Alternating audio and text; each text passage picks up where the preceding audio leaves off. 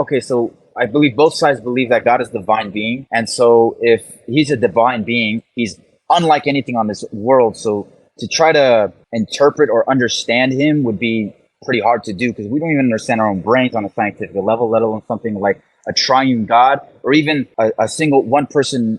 Allah, for instance, just one being, one God. So I feel like either one would be hard to understand. I believe that the triune God would be more complex, though. This is a typical Christian answer, I would say, right? And the reason this answer is given is because Christians know their concept is illogical. So they have to make a new argument in which, okay, it's illogical, but no one can understand God. So that is a very common Christian argument. But the point is this that I usually say to them is the following. First, let's talk about complexity. Allah says in the Quran, say Allah is uniquely one, okay?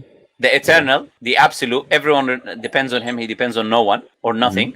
He doesn't have children or parents or grandparents. He does not beget nor is born. Okay? And there is nothing like unto him. Right. So is there anything? I'm not going to give that description here, but it's what I said, right? Because I would describe God with how he describes himself, right? I prefer not to describe him. This is a philosophical way of describing God that the Greeks would use or someone else would use.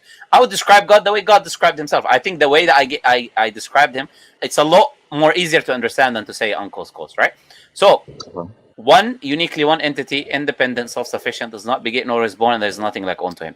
What part in that is you cannot understand? No, I completely understand it. Yeah, okay. Now, so Muslims don't have this issue of saying we don't understand. We don't claim to understand God fully, but the revelation that God gives us, we need to be able to understand. Otherwise, it's unwise for him to send us something we don't understand. It's like teaching a child quantum mechanics. You know, a child doesn't understand, so it's unwise from you to try to give him something that is beyond his capacity of understanding. So that's the first thing I would say about that. And the second thing I'm going to say, where's the Trinity in the Bible to begin with? In order for me to accept this idea we don't understand God, God first has to describe himself as a Trinity.